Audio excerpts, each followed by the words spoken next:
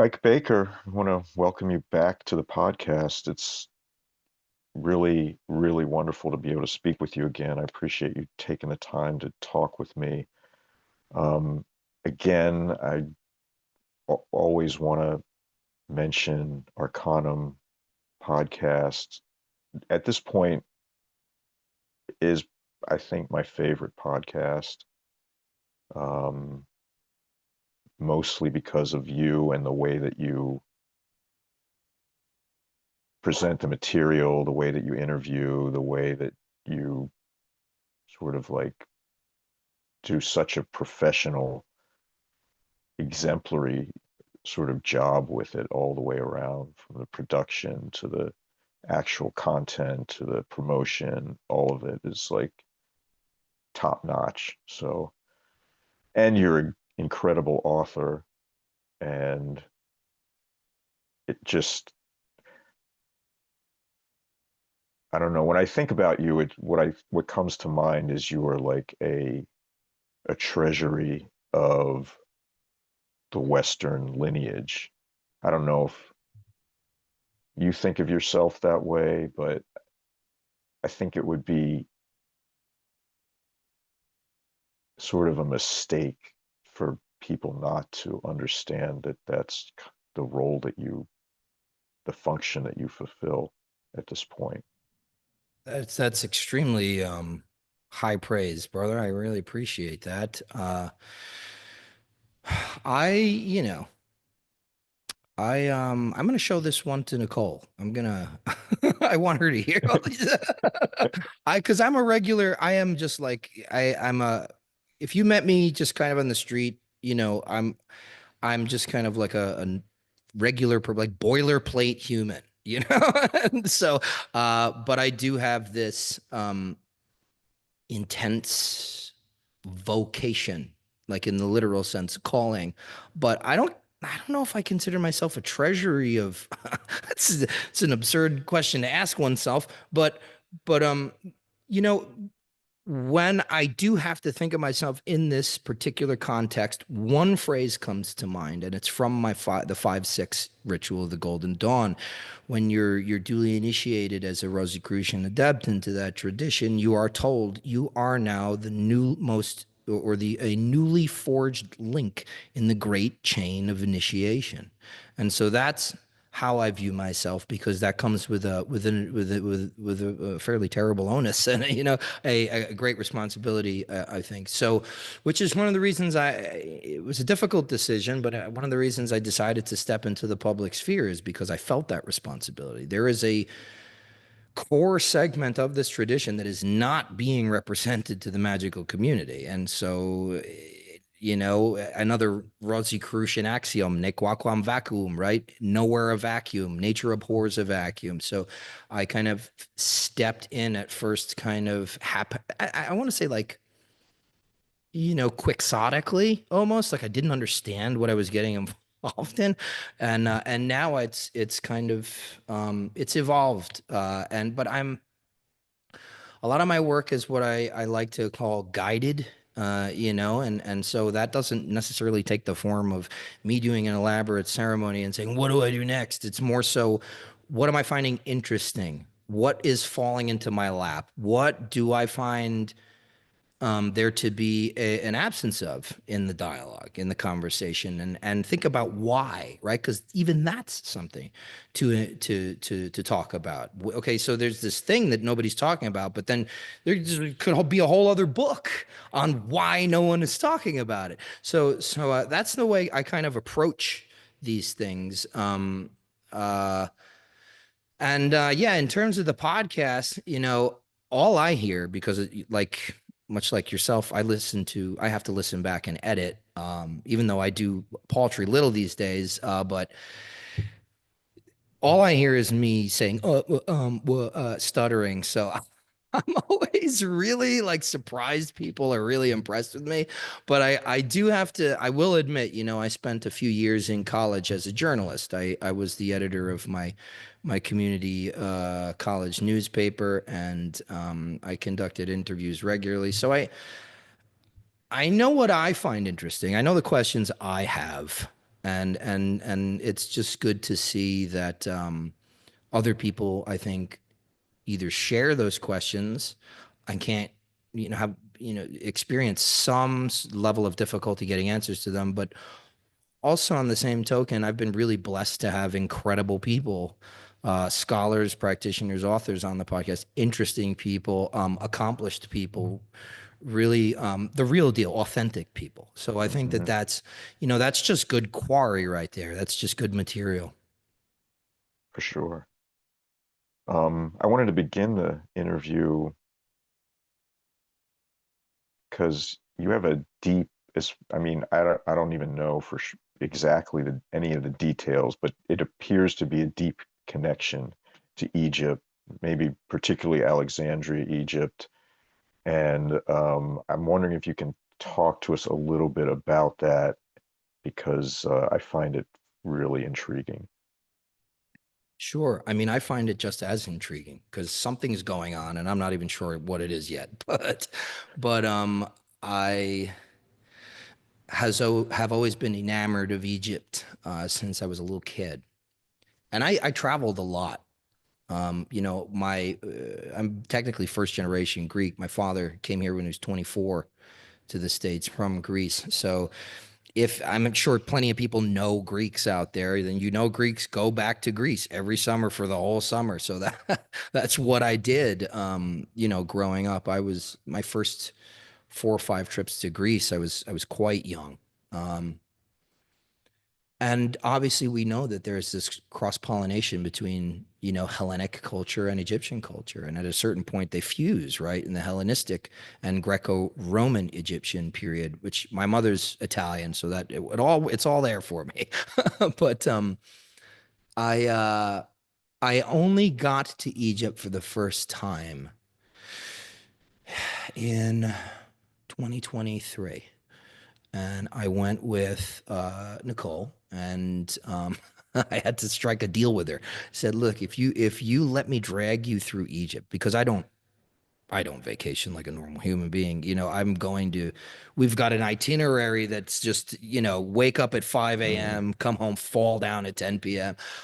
Because I need to see this stuff and interact with it and learn too while I'm there. And that's what's really cool. The tour guides in Egypt, especially, they have to go through like college level, like collegiate training in order to get a license to practice Egyptology there, that form of sort of tourist guidance. But they get a proper Egyptology degree, and so you learn a lot from them while they're there too. It's some serious stuff. It's not just some guy, like in New York who knows a lot of I don't know, Tammany Hall trivia.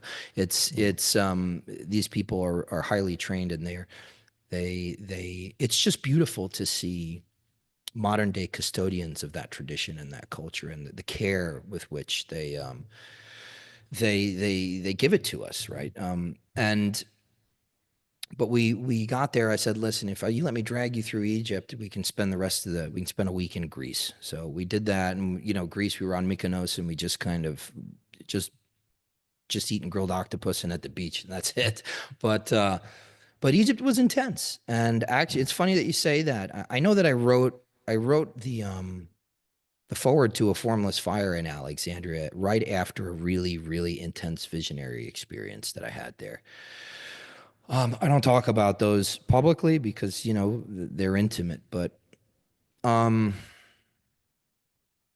it was something that did reveal a connection to particularly that place, and again, it's intriguing to me, and it's still being borne out. But every year since then, for the last 2 years, I've had something pull me back. Now, I co-organized last year the Hermopolis symposium with Mervat Nasser at her incredible new Hermopolis village in Minya, Egypt. I mean, it's directly next to Hermopolis Magna and the necropolis there, the city of the dead out in those deserts. And I was asked to come in on this. I was approached online. Hey, we need another organizer. We think that you'd be perfect. And I've got that kind of, again, quixotic foolishness, like, sure, let me just saddle up Mm. the horse. And and it was fraught with a lot of struggle to get us there and keep everything on track. And but it was an incredible, incredible event. And now this year I was approached by a travel company named Argos Destinations to lead a 9 day, 8 night excursion, an immersive field study in the history, theory, and practice of Hellenistic or Greco-Roman Egyptian theurgy. So and we've got all sorts of really cool like private access with that, like at the Osirian at Abydos, the Dendera, some of the goddess sanctuaries in Luxor, Karnak Temple.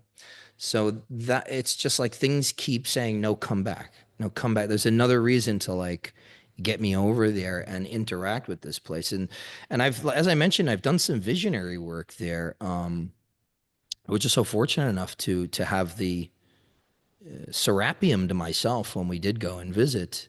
Yeah, I was down in the catacombs in a wall niche doing, and Nicole was my Tyler. She was just just kind of standing in the hallway, and doing some visionary stuff. Turns out, I ended up having to go topside to finish the vision because it was not what I expected down there. Very interesting experience, and I can talk about it eventually. But this will be the first time actually performing proper ceremonial this year in Egypt, and based on my experiences in the catacombs of the Serapeum, I'm interested to see how it's going to pan out. But yeah, there's definitely something there. And you know what the thing is though, many of us are being pulled there, right? Because Argos just did a tour. I think it was in January or February. I can't remember, but it was recent. And Justin Sledge went over there, and was in the tomb of Pet Osiris. And I visited the tomb of Pet Osiris with Shannon Grimes and Walter Hanegraaff and Charles Stang, all these incredible scholars. Just a few months before he was there, and it's really interesting the penetration of American researchers and scholars and or just Western researchers and scholars into the interior of Egypt right now is kind of through the roof, in terms of I guess statistic comparisons to previous years, because a lot of the people I spoke to, it was their that we went to Egypt with on the for the Hermopolis symposium. It was their first time in Egypt. So yeah, really interesting. I don't know, maybe I'm kind of this ferryman, where I'm just bringing people, helping people go to Egypt to experience this stuff. But it is quite profound, and I appreciate you noticing that. Yeah, well, I feel like it's the same thing I noticed before. Like you're this repository. You made yourself a worthy vessel that can hold all the knowledge, experience, the practices, the sort of academic, more historical understandings, and then see them through a lens of somebody who's actually walked the path and then can communicate that to other people. So it makes total sense to me. Again, I appreciate the kind words, but I want to reiterate that like a lot of what I do is what I consider guided. So I mean, it's that, as cheesy as it sounds, it's like only God does great things.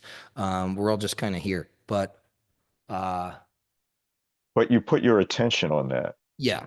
Well, because here's the thing, you know, he truly does work in mysterious ways where it's like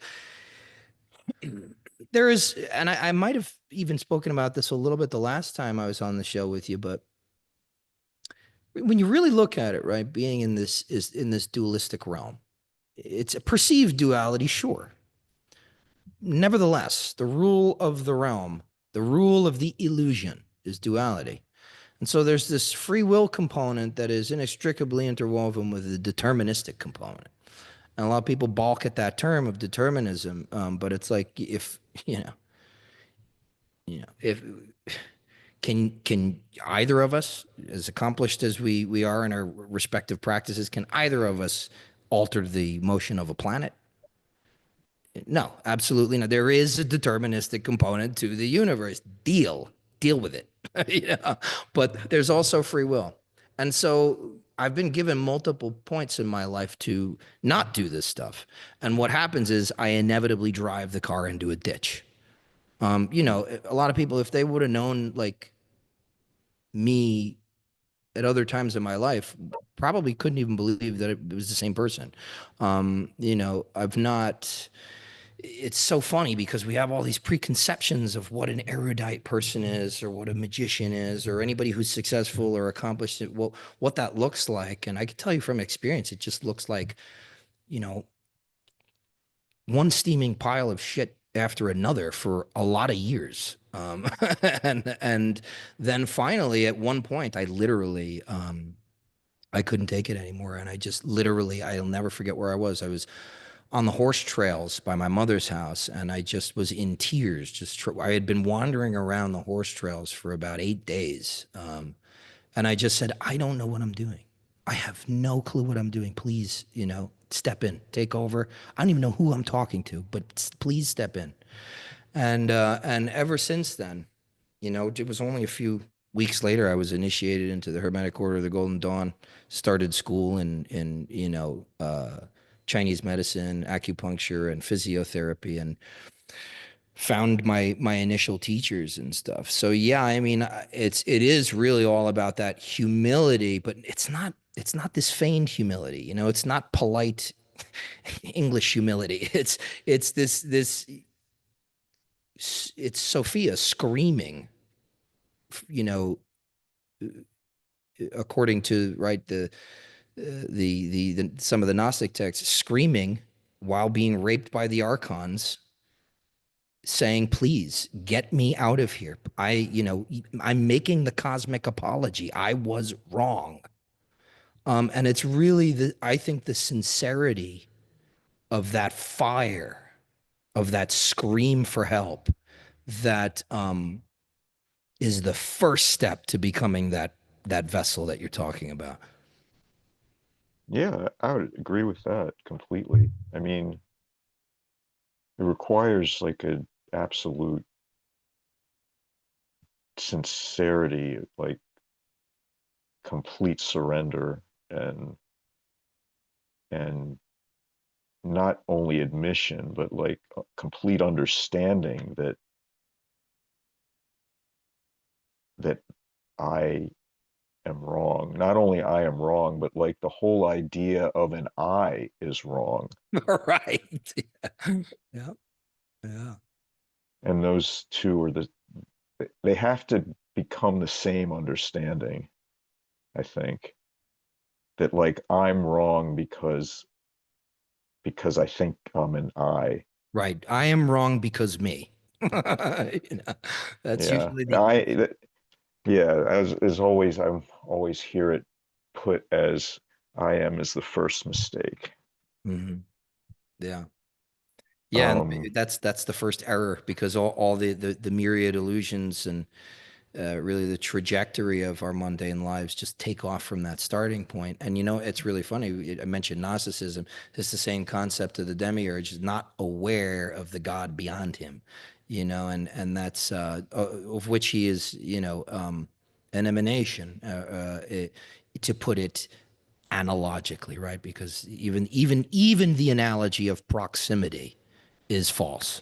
But this is how we have to talk about this stuff at the early stages, So yeah, I mean that's definitely it. I mean, but then the practice comes in after you kind of find your path and find your people. Um, though all people are my people, but you know what I'm saying. I found my mhm, teachers mhm. and kindred souls, but then the practice comes. And that's when, in my experience, that's when you get into those deeper levels of unfolding and unpacking, and the veils kind of falling away. And you know, if you're lucky, if there's grace, if there's providence and diligence, you get that little kernel, that those brief moments where you can't, it's non-discursive, but you have the realization of just being, that yeah, the I am is actually a fallacy.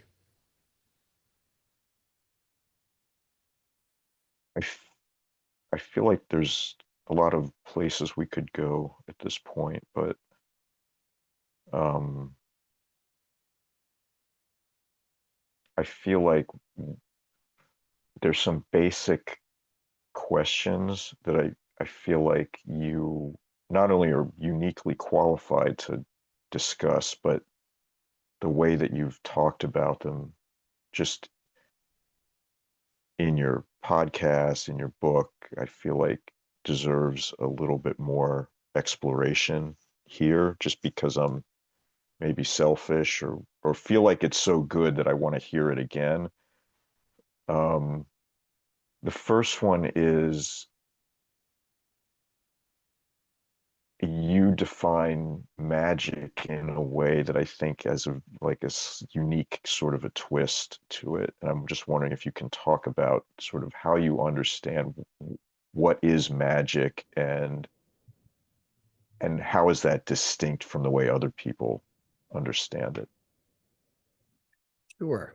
You know, and my understanding of magic is like my understanding of a human being is is based on that relation and that relationship. So the constant practice, and the constant guidance. So it's always evolving. Um, or let's say it's changing. Won't be so pretentious as to think it's always getting better, but it's certainly always changing. But even if minutely, but essentially, if I had to boil it down, right, that was the first episode of the Arcanum podcast. What is magic? But if I had to kind of summarize it in brief, it would be that it's, you know, magicians are at the forefront of the study of consciousness. What can it do? You know, what are the mechanisms, let's say, not of not the chain of causality, because we don't really know.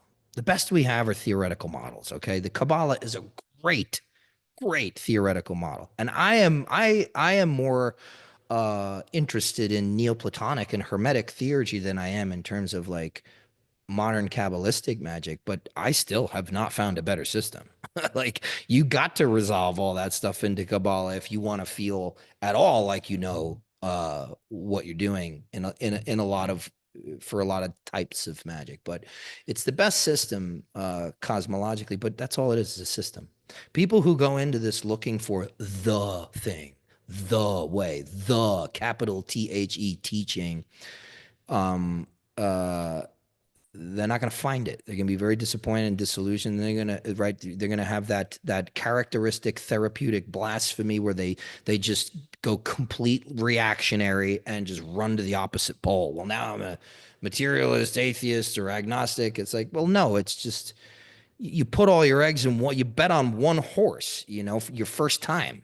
You know, so it's you know, you put 5 grand on the horse. You'd never been to the races before. And so it's yeah, there's that dejection, but ultimately we're studying consciousness and our own, and how it interacts with the field of consciousness, which we perceive to be the created universe and other people. And you know, a lot of people will say, well, no, no, no, no, no, because I have spirits.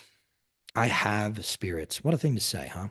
Well, I had spirits too. I was a bartender for many years, but you know, the truth of the matter is, like, have you, you know, has your spirit taken you out to dinner physically? Has your spirit maybe you had a rough day, take your shoes off, rub your feet? No. No, no, no, no, no. Why? Because they're disembodied intelligences that only engage with us based through the what Iamblic is called the fantasia or fantasticon, the imaginal faculty is the only place that they can interact with us. Even deities, he says, we can only see their fire in the fantasia. the imagination. And so what we're really working with here, if it doesn't have a body, it's I was for a while saying that it was that they're intelligent energies, but I've kind of modified that to say that they are energetic intelligences. And so, it's this is one of the things that I posited in my latest book, Etheric Magic, because I knew I was going to be rubbing a lot of ceremonialists in the Western tradition the wrong way, talking about quintessence, chi, ether, um, uh, because a lot of people will say, well, when I consecrate a talisman, the spirits do it. Like, yeah, but what do you think you're working with? And again, it's all consciousness. Your consciousness is doing certain things, and that form of consciousness is responding, and then this other thing is happening, and your consciousness is experiencing, right, the ensoulment of this talisman and its effects in your life. So really, I mean, um, now it's a technology. It's a technology. It's a way of utilizing consciousness. We have a lot of different ways of utilizing consciousness, right? Especially now, we're doing VR, we're doing all that crazy stuff. Social media is a way of using consciousness. Training it in a certain way, and I don't mean training it like a dog, but training it the way like water trains grooves into rocks over long periods of time, and so, but magic is a way of interacting with the field of consciousness, and I think what a lot of people would call the divine or spirit is just interfacing with it through that lens. And um, you can use it to move stuff around in the illusion, or you can take and Skinner, Stephen Skinner, who don't get me wrong, he's brilliant, he's a brilliant, brilliant magician, but he likes to talk about how magic and theurgy are different because theurgy is religious. But I think that's a little bit of an equivocation. I think it's gotten really popular, especially since the rise of people like the late Jake Stratton Kent. This whole kind of like magic without morals thing has really taken off.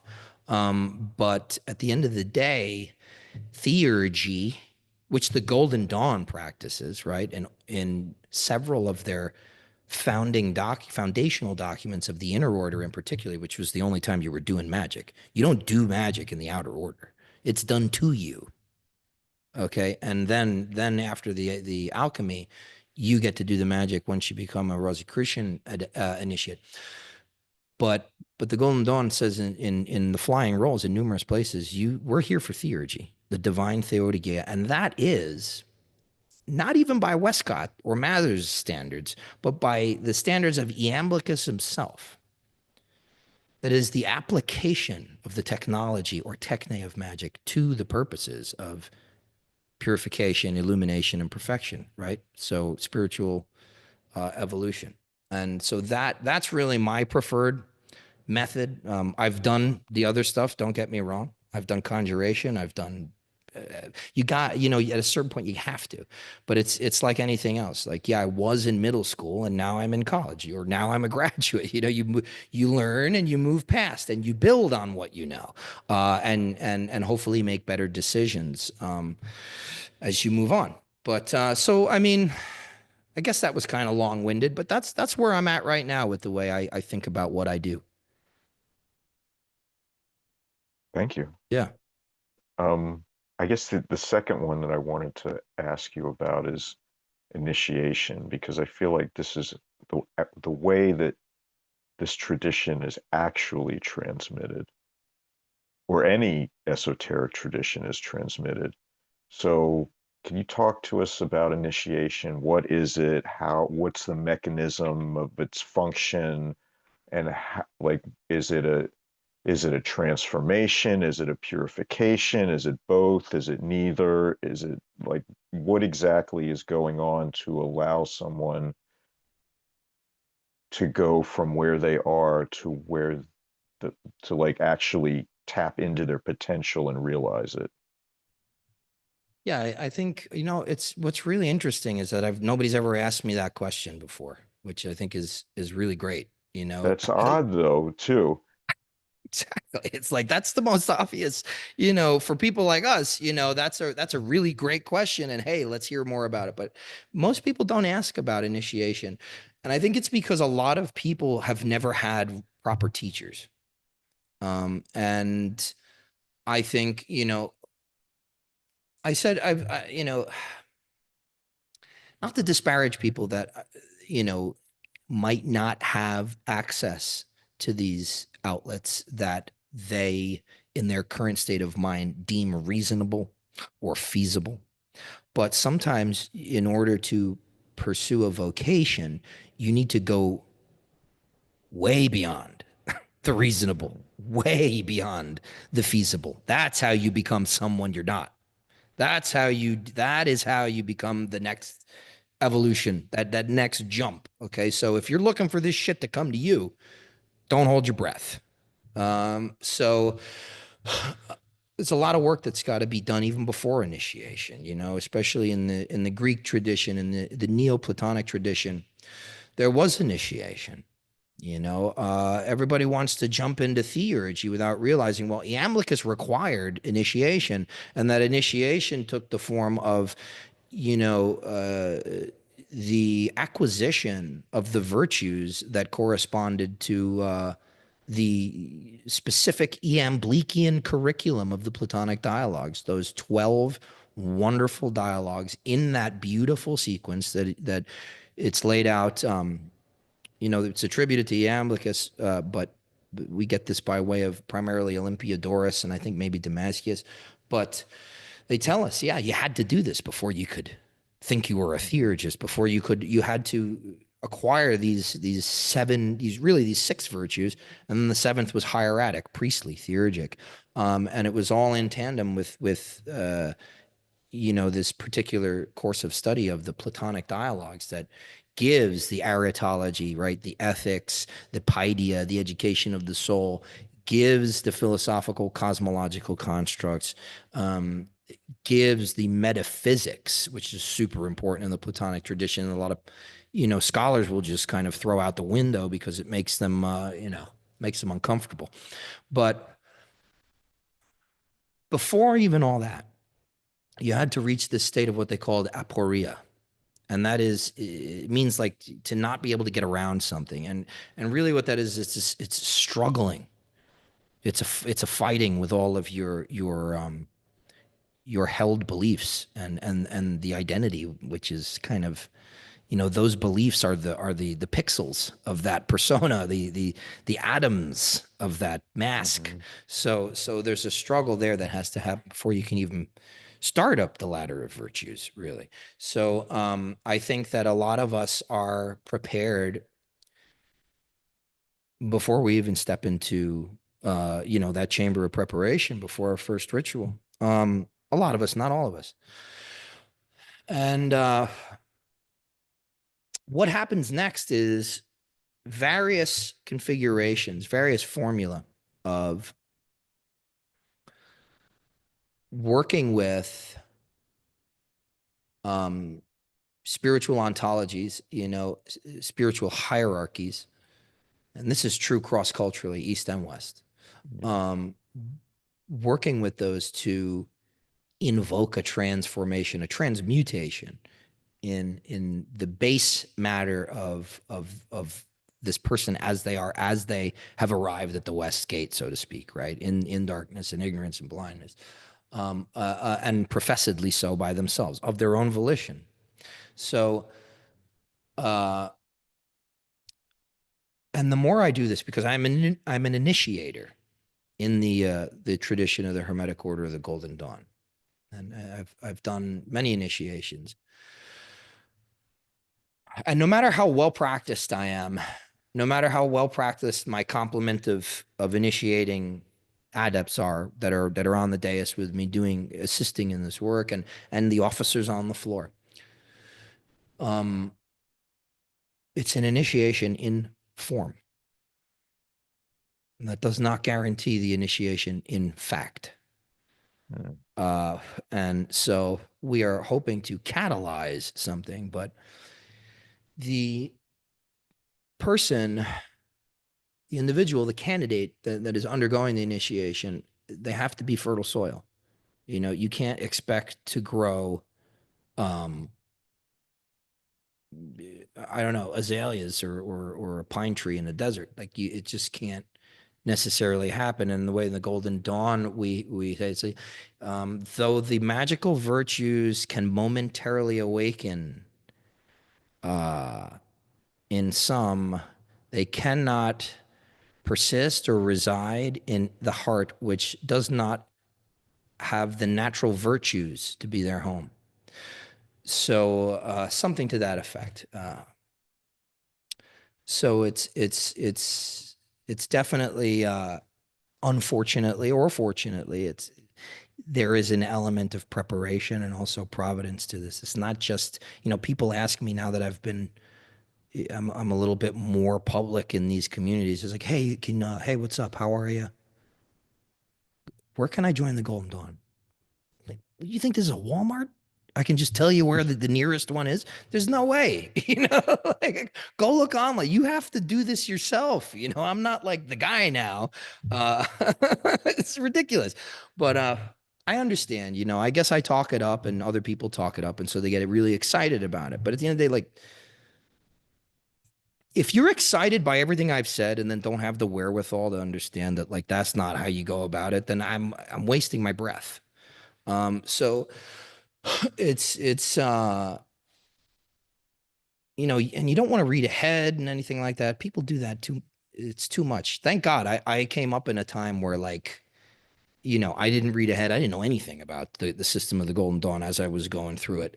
So rather than sort of superimpose my expectations, which will affect the initiatory process if you do that actively, I allowed it to reveal itself to me, and it was my teacher through various teachers. And initiation is important because magic's like anything else. There's consequences. There can be a little bit of a botch job, not by your initiating adepts, so to speak, or per se, but you can completely abandon that process. And it's like, it's like opening the oven when a cake is only half formed. So or a loaf of bread is only like half risen. And so you definitely don't want to just slough this stuff off at a certain point because you're tired or disillusioned, but you have to keep pushing it. That's part of the test. That's part of the karmic tests, for lack of a better term, of the egregore most of the time, right?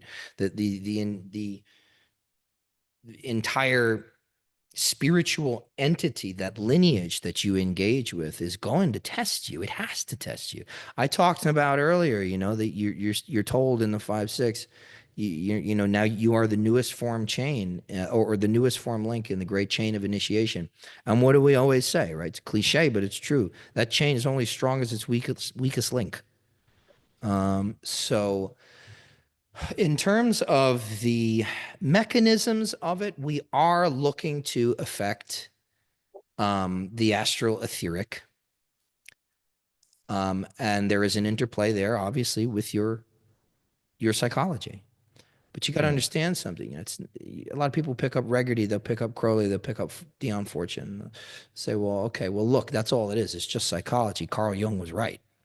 It's like, well, no, Carl Jung didn't even believe that. That's just all he could talk about in academia because he got slapped on the wrist by his community for claiming to have channeled 7 servants to the dead, right? He talked about how, like, oh, yeah, I channeled Basilides and he gave me this book. And the community was like, what?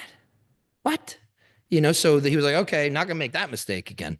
but that's not what it's all about in terms of this rational reductionist view of psychology. But you do have to remember the etymological root of the word psychology is psyche, which is Greek for soul, because that's what your soul is. It's the sum total, the aggregate total of your experience of interiority. It's all those powers of the soul, like the imaginal faculty, that we, just dismiss as bunkum and fantasy, and without even understanding the words that we're saying. We don't even understand those words. We've given them new meanings, and not even intentionally so. So there's a component, yeah, that is psychological, but as I've said many, many times, all physical, all psychological stimuli have a corresponding spiritual effect and vice versa. So it's like saying I'm going to move this side of the coin, but not the other. It's like, no, if you're moving the coin, the whole thing goes. And it's the same here, right? Because we're ultimately one holistic unity across, I guess some people would say, different stratifications of consciousness, or it's another term for dimensions, I guess. But ultimately, you have to face those things. You have to face what comes up in your psychology. You have to face those tests. Now, in a system like the Hermetic Order, the Golden Dawn, and I believe Freemasonry, you have an initiatory model that is essentially alchemical, and so that's predicated on really the five elements.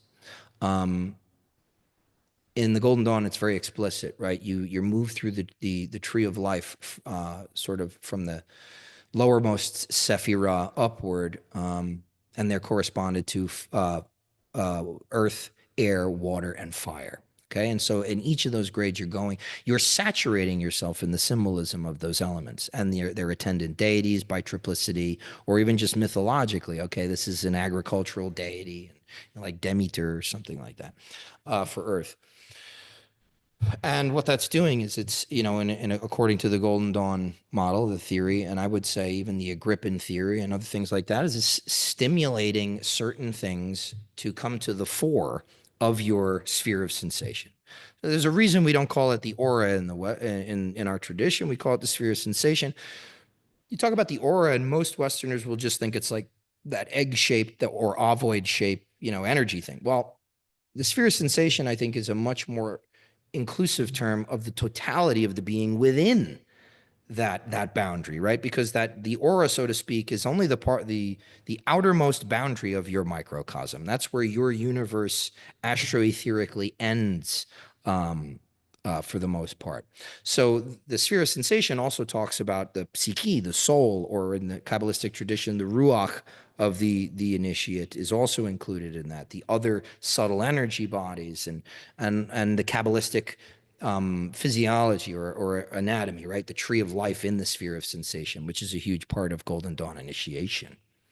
Um, so that sphere of sensation is acted upon by saturating the psyche, the soul, the awareness in particular images.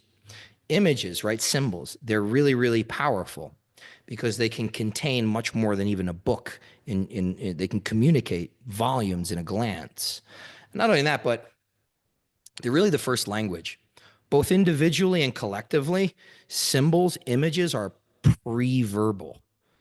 Mhm. That's our material that our psyche is working with before we learn how to speak. Images, right? Colors as they emerge as an infant and things like that. So they're acting on a really deep level of the psyche. And the magic happens to you.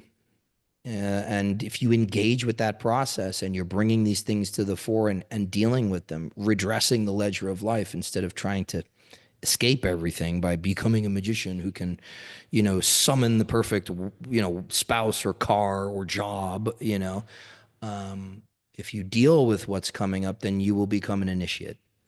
And the initiation prepares you. It not only grants you or eventuates if you do it. If you do it.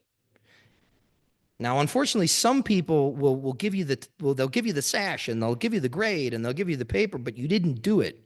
You didn't move on. You didn't do what you need to do in this grade.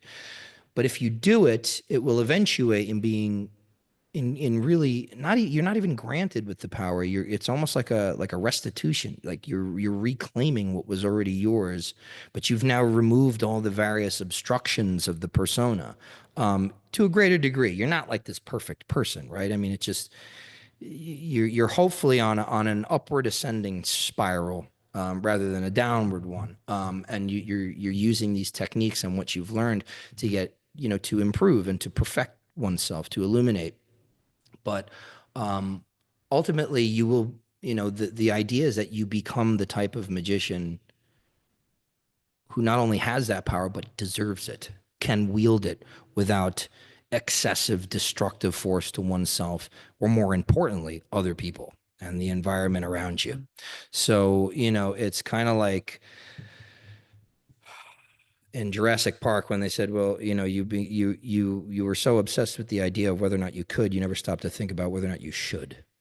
And so that's really the purpose of initiation, is to make you that operator, that vehicle, that vessel that you mentioned about, in fact, and not just in form.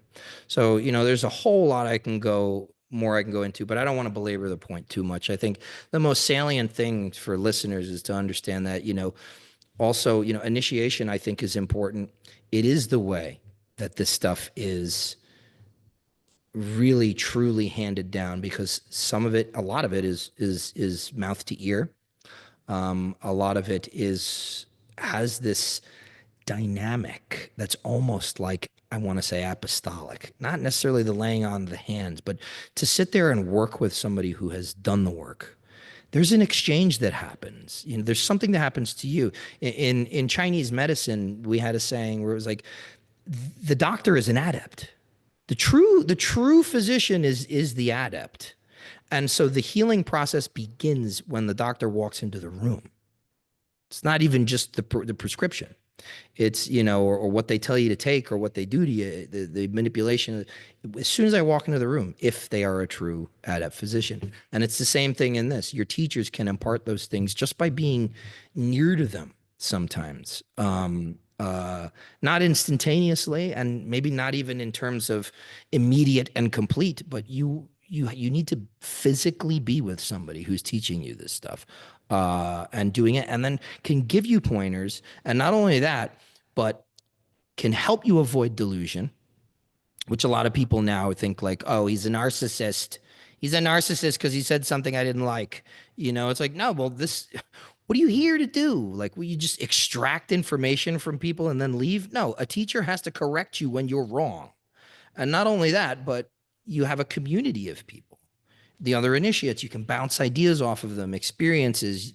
You can't really take a lot of this to your therapist, and unfortunately, unless you're very lucky, like, hey, I summoned Asmodel, and they're going to be like, okay, we're up in the dose, but but so it's very valuable, and but the main thing that you got to understand, it's got to happen in the heart first. So if you're looking to become an initiate because it makes you sound super cool and special, then please just don't bother, leave us alone.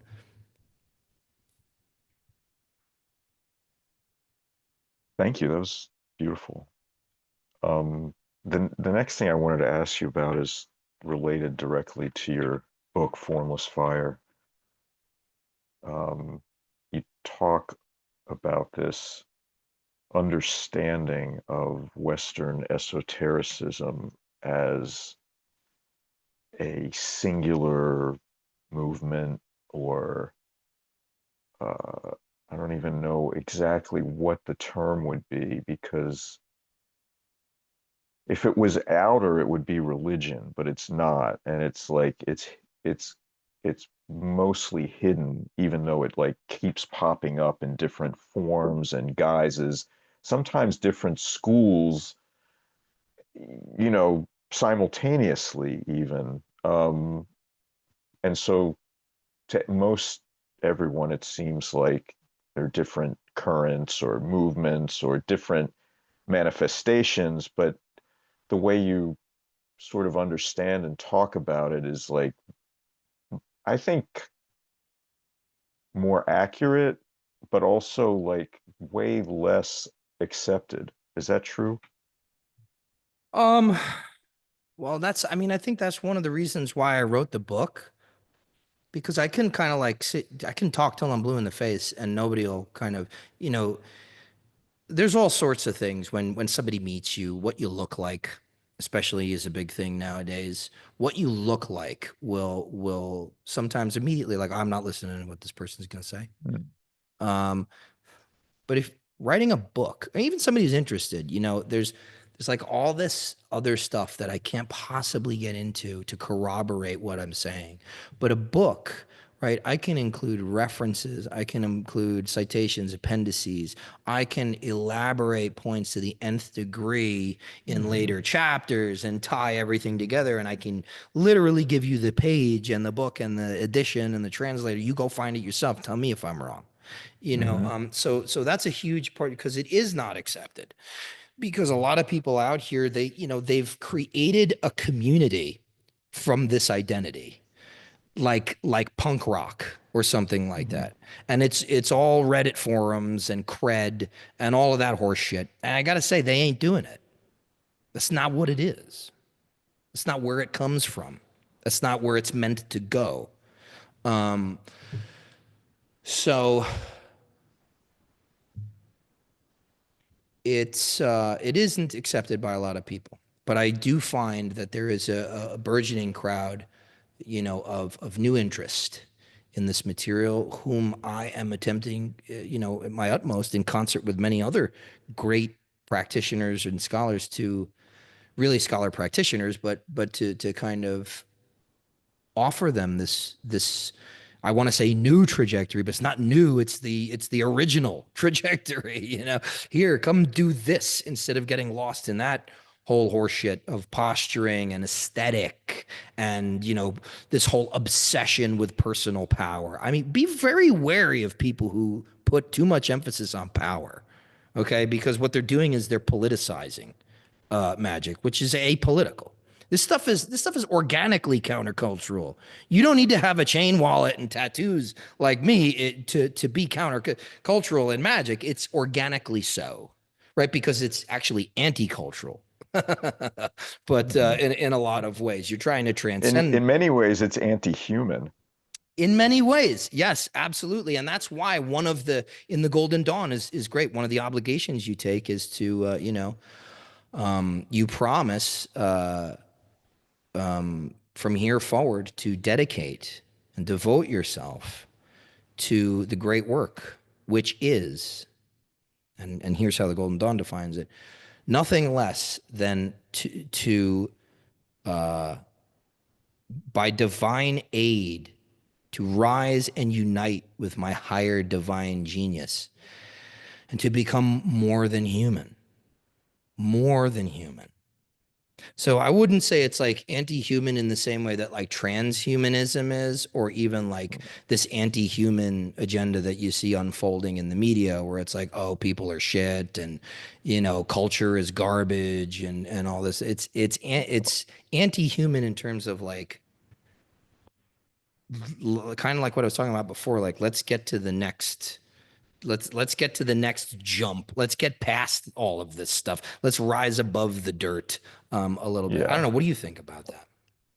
Yeah. When I say anti-human, what I mean is really to recognize that, like, our idea of what human is was never right in the first place, and to see it accurately as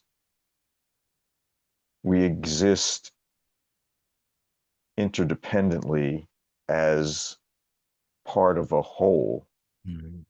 And when we're concerned about ourselves, beyond like basic needs, then which is all the stories we tell about ourselves, to ourselves, about ourselves, and just endless. That's not what it's about. The spiritual path is about like turning our attention to the divine and recognizing that instead. So that's kind of what I mean by that whole. And I feel like what you say about this being a singular movement, or it makes sense to me, because I feel like this is the same thing that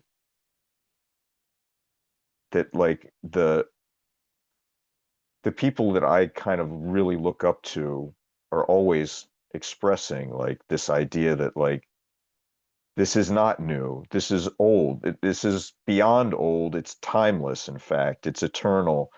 It's, you could call it the perennial tradition, you could call it whatever you want, but there it has no real name because it's beyond language, and it's, yeah, so it makes perfect sense. And it's just it's so funny to me that some people can't see the forest for the trees. Now I understand within academia, they have to, you know, what they call very conveniently, there's this word called exercising nuance and stuff, you know, like, or being Mm, aware of nuance. But at the end of the day, like, yes, but also don't, you know, I fear sometimes that it's like to walk into a strictly academic sort of setting is to leave common sense at the door, you know, and that's that deep and inherent distrust of the human reasoning faculty. Now that's not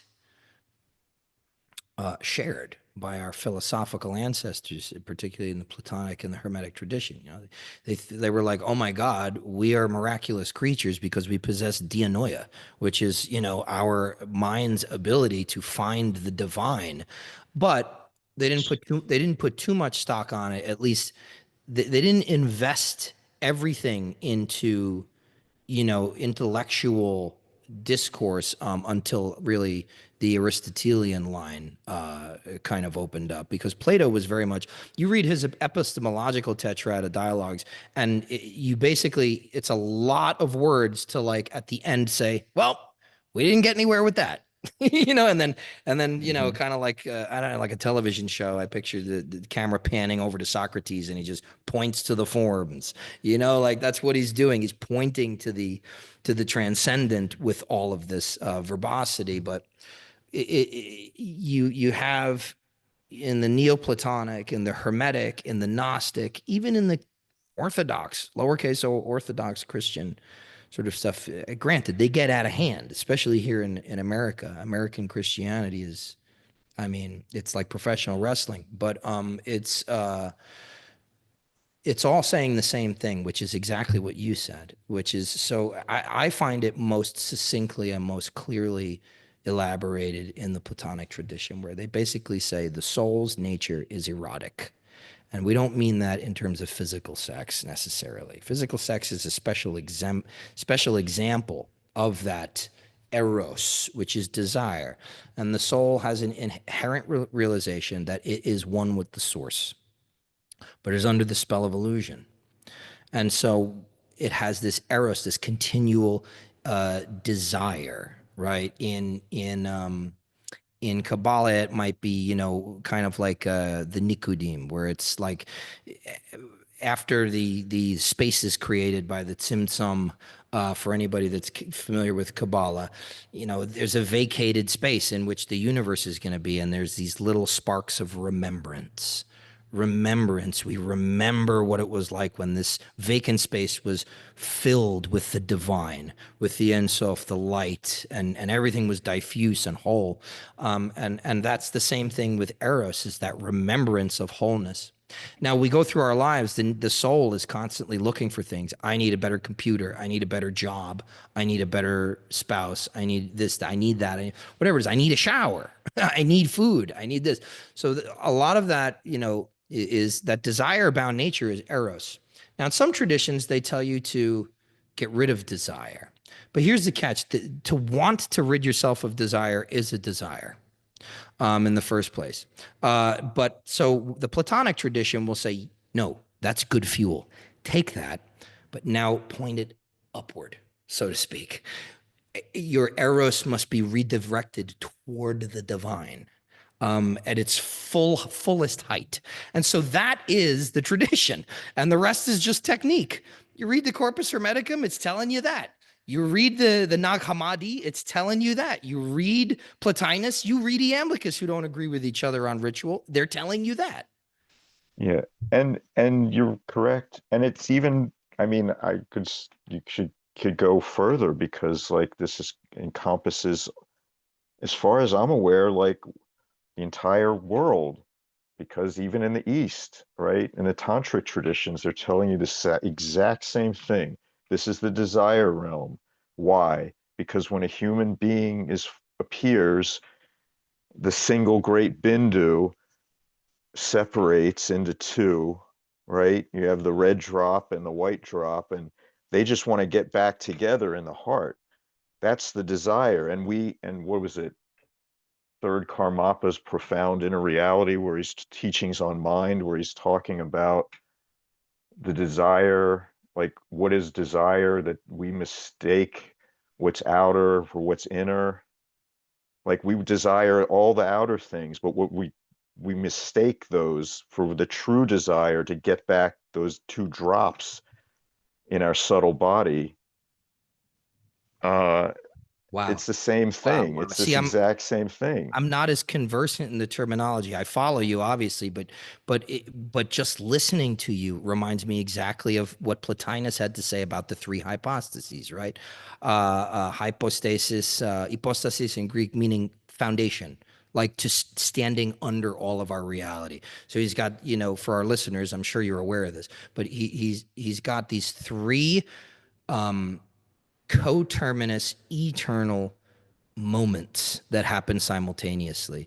And they're called tohen, the one, nous, or intellect, and psyche, soul. And they're three phases, or three phases of activity of the eternal divine being. You see that constantly, right? Brahma, Shiva, Vishnu. You've got the three pure ones from esoteric Taoism. You have Atum, Tefnut, and Shu in the Egyptian tradition. It's always a triad, really a triunity. So the one is latent and diffuse, and so it's pure potential.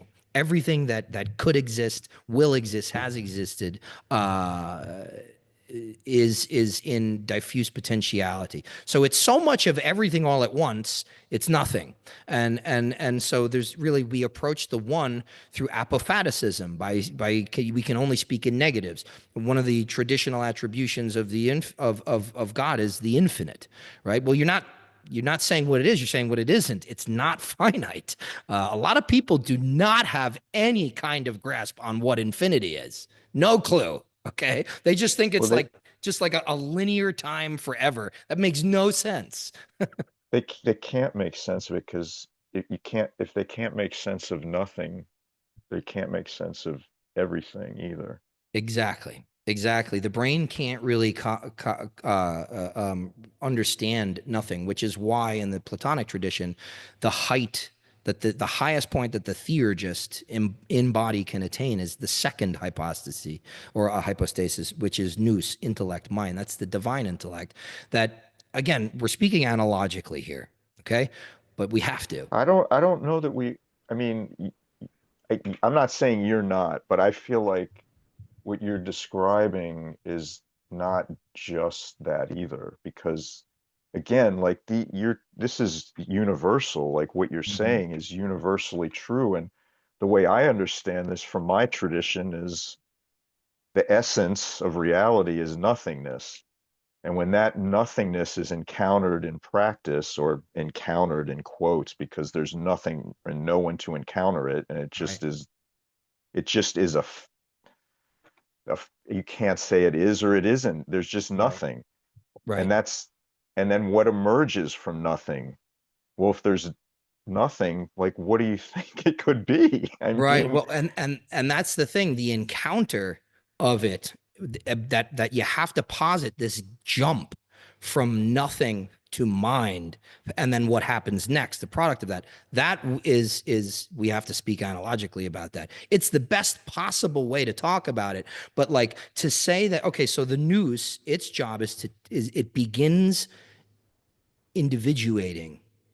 In other words, it takes the latent diffuse potentiality that is in the one, and it starts turning them into discrete forms, but right? that's also only one of the options.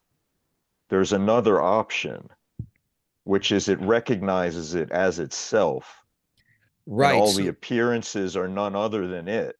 right. So that's the third hypostasis, psyche, soul. So essentially, the analogy goes: the mind, or nous, pulls these discrete forms out of the one, and psyche says, "No, no, no, no, no. That's in me. and go and desires to reunite with it. And that is why the soul's nature is erotic, because it is Yeah.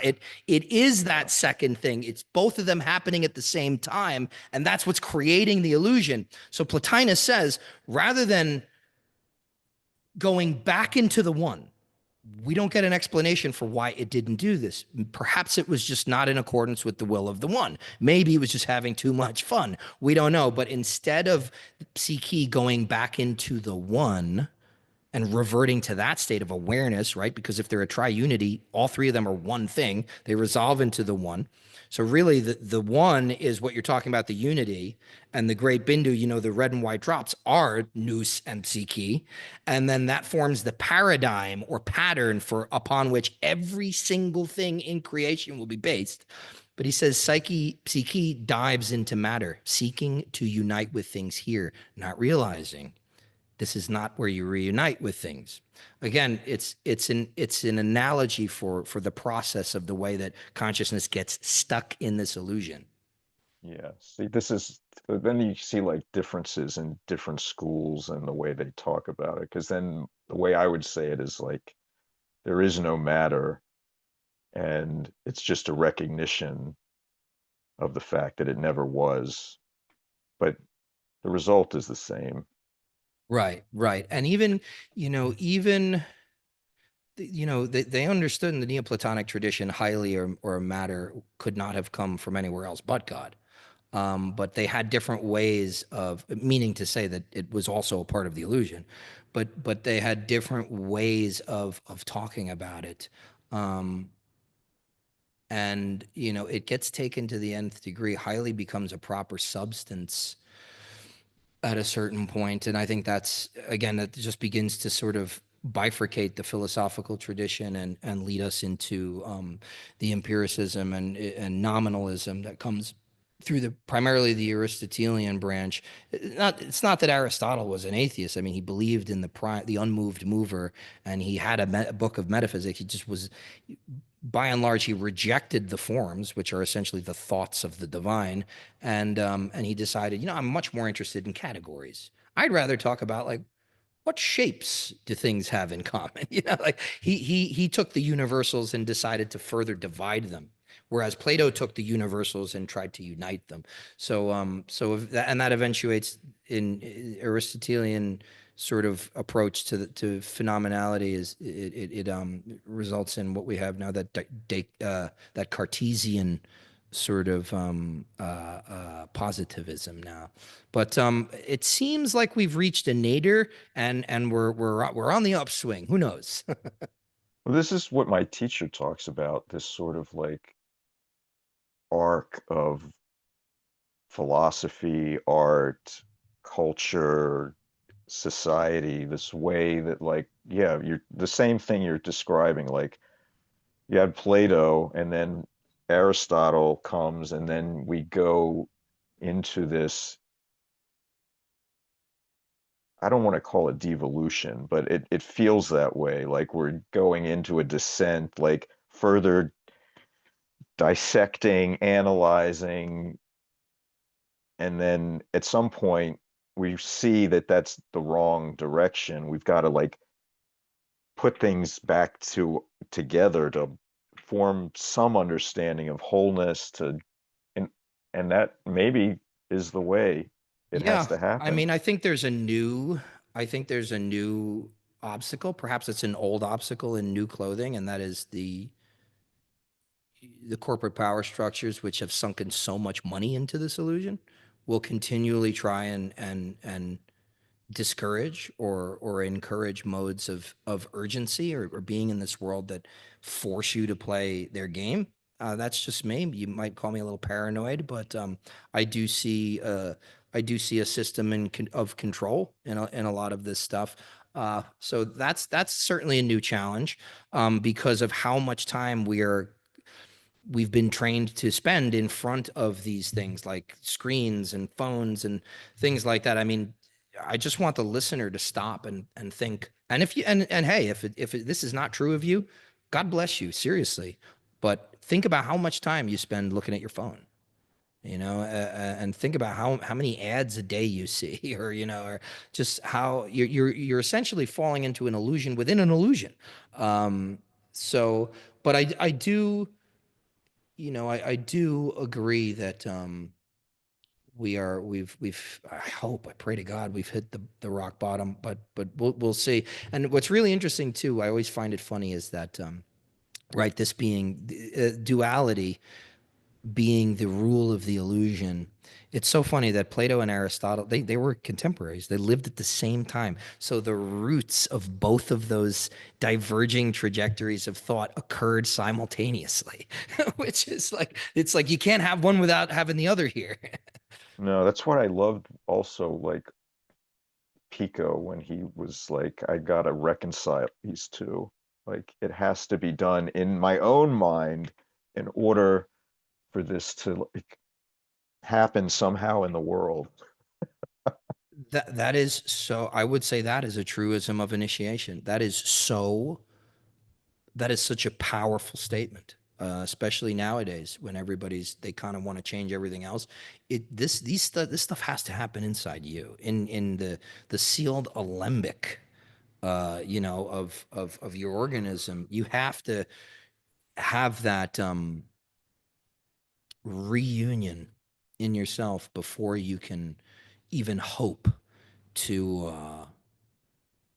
start making it happen out there. Because the really interesting thing is, it seems to happen, exterior change seems to happen independently, where it's like, well, once you actually get it to happen in you, and you maintain that realization, kind of stabilizes to a greater or lesser degree. It's kind of like whatever you do, you're starting to see that happen around you. It starts to appear. I truly feel that is the case. And Yeah, again, that's another reason why I say, like, being near somebody who has accomplished this is important. yeah. Finley Norbu Rinpoche said, I think we have to understand appearances don't come to us, they come from us. Absolutely, absolutely, yeah. And then the Golden Dawn, right? That's why we call our 360-degree omnidirectional view from within the center of our sphere of sensation, or aura, if you like, is we call that the magical mirror of the universe. Yeah, it's beautiful. It is. It's a wonderful tradition. I encourage people who have scoffed at it to give it another look. Truly. Bill, leads me to another question, because you've expressed this again in your book Formless Fire, but also I've heard you when you've spoken, sort of make comments, or this the way that modern sensibilities, such as they are, tend to override even our consideration of the sacred to such a huge extent that we literally can't appreciate what is right in front of us most of the time. Can you talk about this sort of, I don't know, coarsening and dumbing down and desensitization to the sacred that occurs through, like, nihilism, materialism, psychologization, like these ways of considering ourselves in the world that are mostly new in the context of humanity. Yeah. Yeah, they are new. I'm glad you said that. I feel like the loner, kind of, people treating me like Chicken Little. But I this is the we have a whole box of new problems.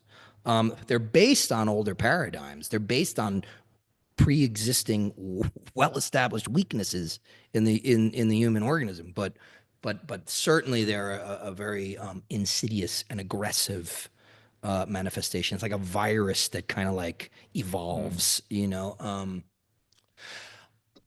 I think, rather than, the particulars of it are so various There's so many different ways in which this is accomplished, and I've tried so hard to get at the root of it, and ultimately it can feel like an oil spill. Like I'm trying to clean this up with a rag that's saturated with oil. I'm not getting anywhere. But really the root that I have been able to discern at this point would be the abstraction from the human experience. Now, when we look at quote unquote primitive civilizations, they have this holistic worldview. They wouldn't be able to call it that because they don't have any, it's in hindsight us who, are of two minds about everything, that can see that they had a holistic worldview. And they looked at things in nature and they saw or they understood a symbolic reality which was more true than what we would consider the scientific. It was, you know, a very, for lack of a better word, just a unified perception and of all things, and that includes on an intuitive level. I think the intuition, the inner knowing, right? They wouldn't have had a name for it most likely, but that inner knowing was very much a core constituent. So it's kind of like now. Let's say let's do a little visual exercise. Let's pretend we have little balls of clay, right? Because I'm very visual, and you've got the yellow over here. Let's say that's the discursive intellect, and the indigo over here, whatever, purple, that is intuition, and then the red over here, these are the emotional states, and then the orange over here is uh, let's say the world of dreams and the world of images. So we've got all these little balls that we're just talking about and walking around and kind of pressing into it. But the ancient worldview would have had all of these. It would have just been one. You know how when you mix something so thoroughly that it's monoform, it's a single color. So that's what it would have been like. It wouldn't have been like all of these things pressed up against each other. They were diffuse and interpenetrative to the point where it was like, this is the human experience. And they were engaged in things that strengthened and stimulated. It was a natural environment for that type of perception, and that is nature. Agricultural, hunter-gatherer, etc. Even in the early, metropolitan kind of civilizations of Egypt and Greece and Rome and other parts east. So it seems like the initial state of being of humanity was very much linked to its environment and its perception of that environment. Now, the environment has changed completely. And consequently, our perception of that environment has changed with it, to the point where it's like you go and you live in a city, with that vertical density. I lived in New York for 10 years, like the trash, the noise, the neon, the just dark kind of energy that excites a lot of people. That is exciting. That can be very stimulating to people who for lack of a better term, I don't want to get all Gaia TV on you right now, but are vibrate at very low states, but so not just that, but the digital thing, movies, television. I mean, that's an unthinkable level of manipulation that can happen. Because we are at this level of persona and groupthink. It's not that hard to influence human beings. Monkey see, monkey Yeah, do. the internet, our phones. Yeah. Monkey see, monkey do. That's all it really boils down to in a lot of sense. So we've been abstracted. I mean, how many of us, go for walks in the woods every day? Or how many of us do that without our shoes? How many of us get our food by toil? How many of us Mm. actually go and fish the fish from the pond and grow our own food? How many of us, have to like make our own pigments if we want to draw things? You Mm. don't have to do that. You know, they had to do you mix berries and clays and different kinds of inks and things like that from animals to make these, you know, or chalk or something like that. We don't do anything that humans have done except for like argue, eat, and have sex.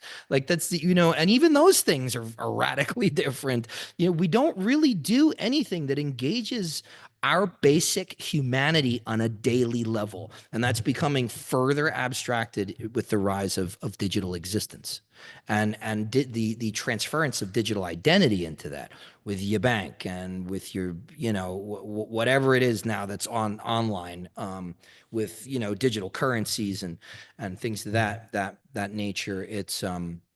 It's only getting hairier. So I think that is the core of it. Is the callousing all comes from that.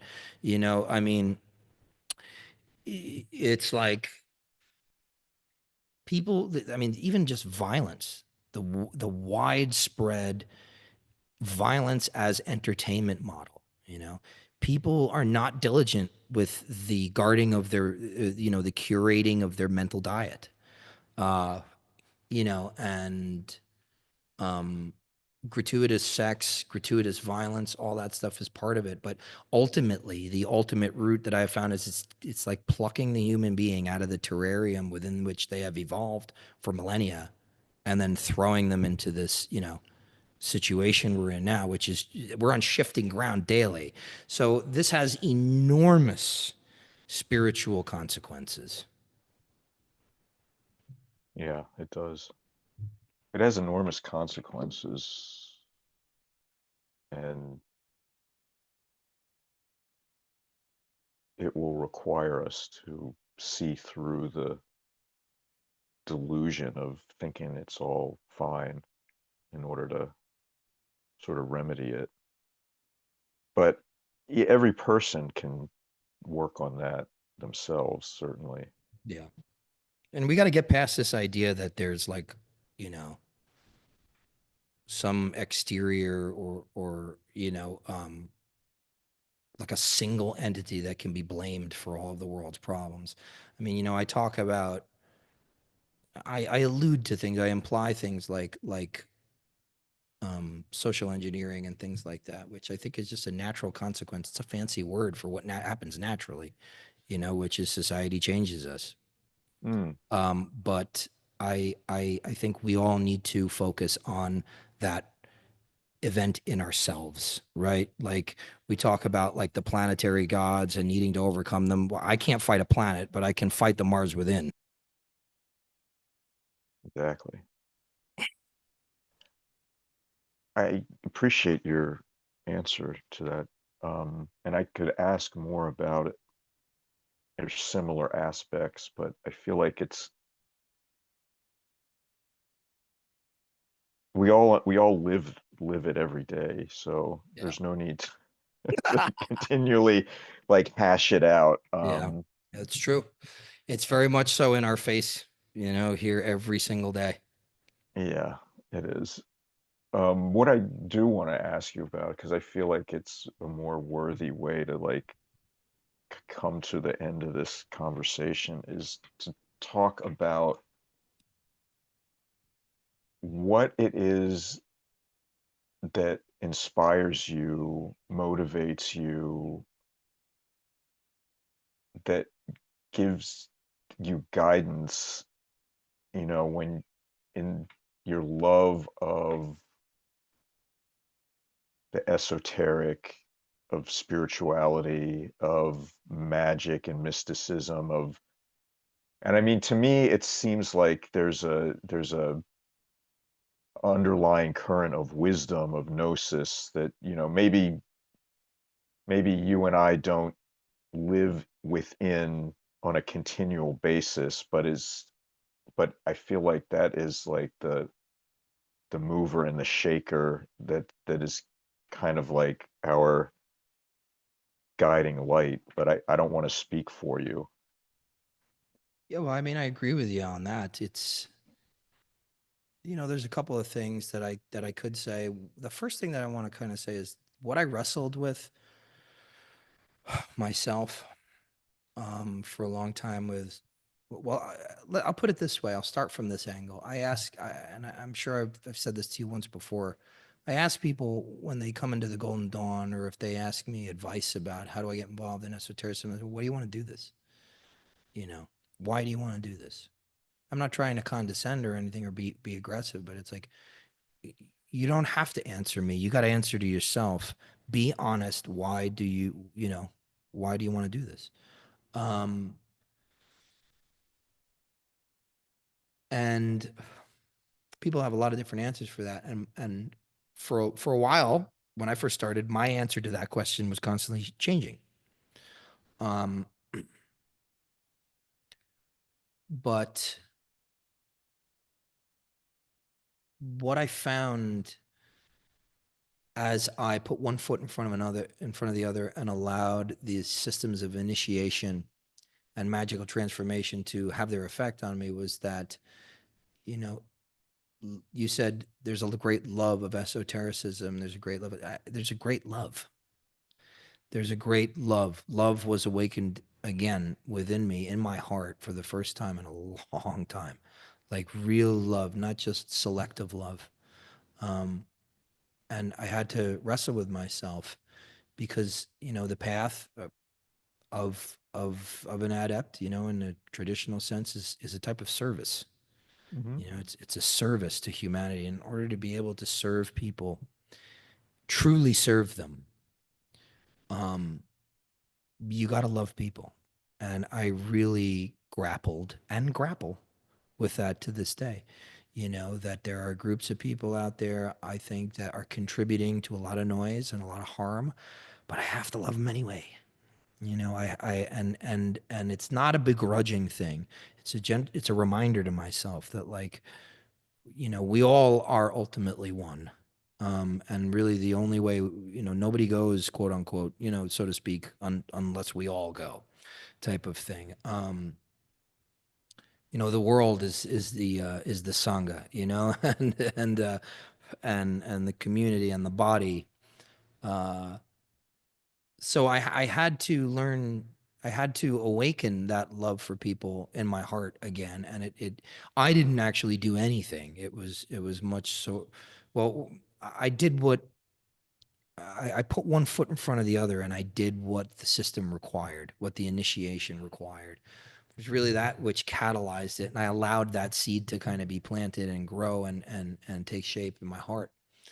And, and then I learned, I began that on twin paths I changed careers. I stopped being a bartender and a musician, and I went into healing arts, physiotherapy, which is massage therapy, and physical therapy, and Chinese medicine, acupuncture, herbalism. And I learned pretty quickly that it's like I heal through the hands when I'm treating somebody, but I heal with the heart. You know, there's something in that when somebody touches you.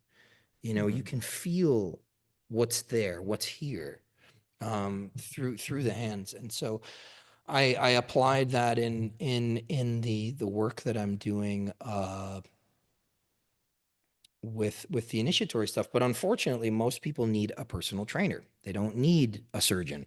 They don't need a pediatrician who's going to hand them a lollipop and pat them on the head and say, wear your bicycle helmet. They need somebody who's get in there, put the Twinkie down, do the reps, and I was interestingly poised in a very, martial position within the Hermetic Order of the Golden Dawn, as well as the Imperator, right at the start of when this, kind of work was happening. So, there's that. I apply that passion a lot of times through a martial lens, that love through a martial lens, but it's all love. It's not pejorative. I don't, I'm never meaning to destroy anyone. You might need to be hurt. You might need to have your feelings hurt in order to move on. I mean, for me, one of the, if you are really, really unhealthy and all anybody ever tells you is how great you are, they're not helping you. So there's that kind of, I don't call it tough love approach, but I would say it's adding fire to an overly watery environment. The basement is flooded, like let's dry some of this up. So I mean that's how I approach it. It's a service to humanity. It's a calling, it's a vocation, and at the end of the day, I didn't come up with any of this. I didn't sit down one day and say, what's going on here? How should I respond? What's strategic? I'm not strategic about it because this whole process of me becoming this way and falling into this has had a lot of synchronicity and a lot of guidance. It's corresponded with certain, achievements in my practice and my personal life. And um, so there's a lot of guidance, and I do active work in that area. That's the only time I'm strategic is when I sit down to commune with my higher genius, as we call it in the Golden Dawn tradition, and say, like, where next? What's next? And so if I don't get an answer right then and there, then it will happen in 2-3 days time tops that something all of a sudden is completely different. And so, sometimes that's great, sometimes that's awful, but I invoked this. I asked for this, so I have to deal, Mm. right? Because it's not about me. And that's ultimately it. Is just I truly consider this a service to mankind. And some people might think that that is very, very, there's an element of self-aggrandization to that. And I don't think there's anything aggrandizing about service. I think that there is. I feel like the people who think that or would say that, like, if they were to do what you do for a day or a week or a month, they wouldn't say or think that anymore. Right. Right. And that's the whole thing. My whole life has been that way, where it's like, at the same time that I was trying to be like a rock star, a musician, I'd come home and I would have to spend half the year that I wasn't touring in a bar. And that was God telling me, like, I don't care who you think you are, you will serve people one way or another. You're going to serve them food, you're going to serve them drinks, you're going to serve. That is who you are. Okay. And now it's just depend on, do you want to level up or you want to stay down here and do this kind of service? Because there's that free will and deterministic component, right? The determinism is you are a servant. Okay. And now, how do you want to serve?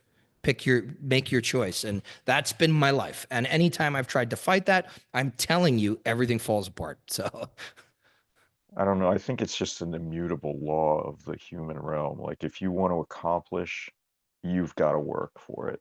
There's just no other way. well, you've got to give. You got to give a lot to people, man. It's Yeah. not in our society. That's kind of like, economy of resources. That's kind of foolish. But the truth of the matter is like, um, if you really want to reach people, if that's what you want to do, you've got to give everything you got and not be sitting there, expecting for, with a chip on your shoulder, like you deserve some big payday. It's just give and keep going. But so far, it's like every time I've taken the step and said, yes, I'm going to keep doing this, or yes, I'm going to go harder, or yes, I'm going to say yes to this thing that's going to take over my life for 2 years, and it's been, there's been guidance. I've checked in with a lot of stuff. I'm not always impulsive.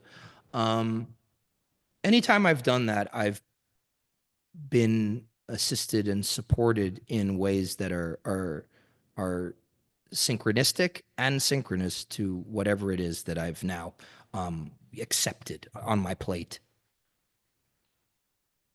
Yeah. I think that's true. When you act decisively and boldly and take risks and do things for others, yeah, you should expect to receive help, to be granted grace. Absolutely. Yeah, you're like, please, just all I want to be able to do is just not. Yeah, I just want to live a normal, like a modest life. That's really all. That's all I ask for. from God. And you know, like Yeah, but the price of that is unexpectedly high, I've found. it is. I would just the same. I want to live a simple, uncomplicated life. And I found the price of doing that is way higher than I thought it would be. Yeah. Yeah, yeah, and there's always this, especially nowadays, we're all very complex people, I think, comparatively, um, because our mental diet is of the nature of analysis rather than synthesis. We're like I said earlier, we're of two, three, four, five minds, but you try living a simple life as a complex person, and you try it on for size and see how it feels, and after a while, I think some of us are like, you know what, I'm this ain't me. You know, it's not. I Well, don't. that's the problem, right? Yeah, Like I feel like the real way to do this is to go on retreat. Like go if you can make it 2 days all alone, not seeing another person or talking to anyone, and get rid of your phone, then maybe there's a chance. yeah, yeah. I think you just saying get rid of your phone is making some people sweat. I mean, yeah, I can imagine it would. It makes me sweat sometimes Yeah, me too. too. Oh, it's such a pleasure to talk with you. I can't even tell you. Yeah, likewise, brother. It's been too long, and I, you know, anytime you want to catch up, just hit me up. I mean, you're the guy, man. You know, you're the guy. So I'm I glad that feel we've. like you're the guy. Nah, I think for what you have done in our communities and the trail that you have blazed for, you know, dudes like myself, um and for the level of humility and just being a down to earth, good, kind human being. You know, it's remarkable and it's an inspiration. So Greg Kaminsky is definitely one of the guys that I keep in front of me to you know, as you know, a paradigm to conform to as best as I can. I know I can't be you, but and I wouldn't want to because I need to be me. But your behavior, your disposition is an inspiration. Oh, thank you. I'm really grateful that you feel that way. Thank you so much. Can you please remind us all of your books, your podcast, your trip that you're planning, and all of the upcoming work that you're going to be presenting? Sure, I guess it's about that time, right, for the spiel.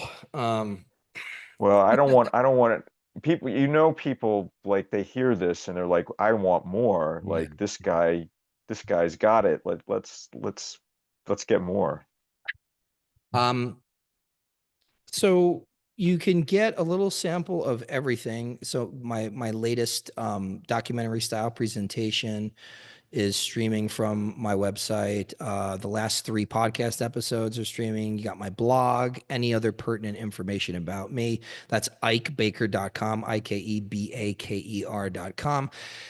For anybody that's interested in reaching out, just to say hello, please be nice, or ask any questions. There's a little sort of chat widget at the bottom right hand corner of the screen. You can type your questions, comments in there. That goes straight to my personal mailbox. So I'd like to keep myself relatively accessible, you know, within reason to people that are interested and of like minds. You'll also find information there. I do give one-on-one private tutoring. Um, I'm probably at the tail end of what I can handle right now. But if it's something that you're looking for in the future or want to know more about, shoot me a message on there. August 18th through the 26th of this year, I'm leading a 9-day, 8-night excursion through Upper and Lower Egypt, teaching the history, theory, and practice of what I'm calling Graeco-Egyptian Theurgy. Um, this is going to be an immersive, like an intensive on site, on location excursion with probably between 20 and 24 participants. It's I've partnered with Argos Destinations on this. They did a great job on Justin Sledge's tour.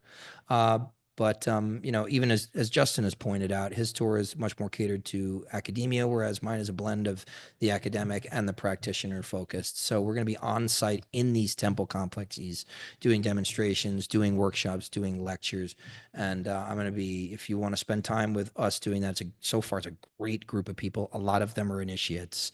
And the That's a goal. fantastic opportunity. I mean, Yeah, really, and once in a life. I mean, that's amazing. well, I'm not doing it again. So yeah, once in a Yeah. lifetime. But uh yeah, so you can find out more about that on the webpage too. There's a link to the full itinerary so you can see what we're doing, the breakdown of each day, morning, afternoon, and night, where we're staying, how we're getting there, where what we're doing, all that stuff. You can just view that for free. And then there's a link to the registration page if you are interested. And we're on rolling registration. We've probably got about four more seats left tops, but yeah, if anybody is interested or wants to know more about that, also message me. Obviously, I'm the host of the Arcanum channel, ARCANVM on YouTube. The podcast is also on Spotify. And I wrote a Formless Fire, which was a history of, it covered the history, theory, and practice of the Western esoteric traditions from antiquity to the modern day, or really the 20th century. And my latest book is called Etheric Magic, a complete system of elemental, celestial, and alchemical magic. That was put out by Llewellyn. So it's got a huge distribution worldwide. And I'm going to be doing I'm doing a lot of talks this year. I'll be at Mystic South in July in Georgia, and I'm going to be doing a talk for anybody on the West Coast in SoCal. I'm going to be at Philosophical Research Society June Oh, 12th sweet. doing a workshop and a book signing. So you'll be able to get books there. And I'll sign them, and I'll do a workshop on some of the more practical applications of that kind of stuff. And that's it, I think, right? Yeah. That's a lot. That's a lot. Wow. I mean, I am so joyful and happy for you in your success and your extensive activity, and it's really amazing. So one of the things I didn't really express that I feel like I can't let you leave without saying is initially this interview was going to just be centered around a formless fire, and due to various situations that delayed our getting together, there's just so much more to talk about. But I feel compelled to say, if the a Formless Fire, that book that you wrote,